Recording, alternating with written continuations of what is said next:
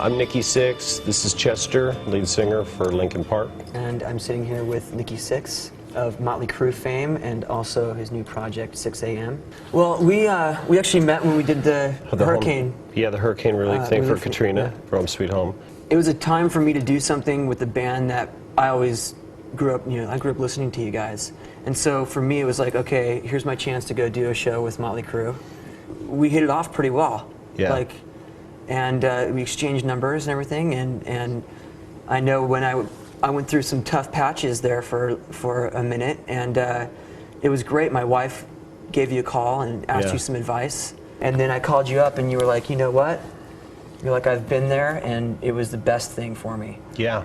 And you just kind of gave me the insight from a person who understood what I was going through. And had been there. Yeah, and so, it was a really interesting time. And then, you were telling me about your book, and, it was really great to see it kind of come from that point where you were still working on that, and I was working on myself, to now we're both sitting here, and you're completed with your journey, and you're beginning to unleash it on the world, and here I am a year later. And it's such a different place.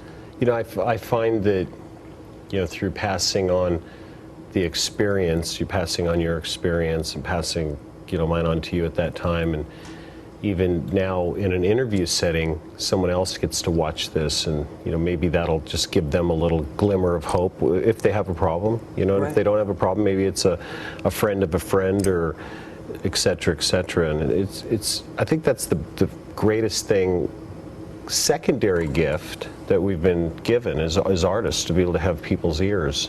With a book like Heroin Diaries, and I think it's a great, the marriage of the record and the book, the reality is much worse than what people think they already know.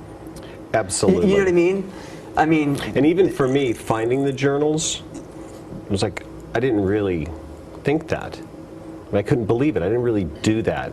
There's a part of me when I first found it, I'm like, this needs to be published. And then I struggled with that, because it was like, woke up, shot up. Passed out, woke up, shot up. It's like, okay, enough, I get it. This is not a glamorous tale of being a multi-platinum rock star with all this money and all these people doing everything that you want and this fabulous life. Whether it was in the book or in our relationships, did you experience that with your band once you got out? They got to tell you things? That was the roughest. I didn't think that I was that my behavior was affecting their them. lives. Yeah, they were afraid of me. They were afraid to tell me things. Like, I'm a cool guy. I'm mellow, and apparently I'm easygoing, low maintenance. I'm a lead singer. Right. For me, I find that when I start doing other creative things that aren't I'm so glad you said that. You think the same thing, right? That don't revolve around music. I become better at writing music. It's nice to write music that isn't Linkin Park stuff. Which we talked about on the phone 2.5, 3 months ago. Yeah. We were talking about that struggle where you have a band and people go, we have an expectation of Linkin Park, we have an expectation of Motley Crue, and we want you to fit in that. Right. It's so hard. With your new record, you guys really, it sounds like Linkin Park to me. It's a great record. I think you guys have progressed as a band. I think the songwriting has progressed, but it doesn't sound just like the record before it. Yeah. And that was a struggle, right? Not with you, with labels and people that. Right. People that get comfortable. That's exactly. And you mentioned it was really great, because you had talked to me about how, you had the same kind of pressure, so to speak, when you were writing all of the Motley Crue records. When you guys did Shout Out the Devil, and everyone's saying, you can't do this, and then it's great, and everyone's like, great job, we want another one, and you're like, well, we don't want to do that again, we're going to do this. And they're like, well, you can't. After you can't Shout change is when we did Home Sweet Home, and the record company flipped out. Yeah. How can you write a beautiful ballad on a piano after Shout At the Devil? And that's where exactly. What are you doing? And then that worked, and then the next record, they wanted us to do ballads. We already did it. I think artists have power, for the first time in a very long time.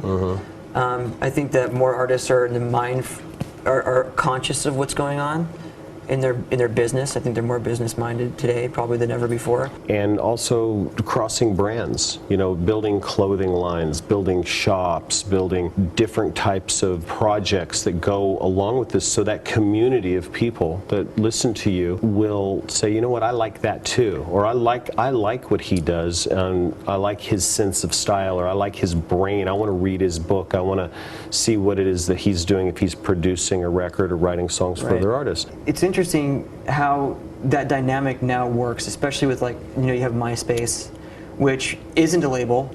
They don't take any money from the artists, and it's probably the biggest promotional tool for probably 99% of the artists out there. I think the whole industry will change in the next 10 years. And it's going to be great. It's going to be great. It's going to be a great time. I'd like to thank everyone for tuning in and listening to us talk. Chat. Yeah, for sure.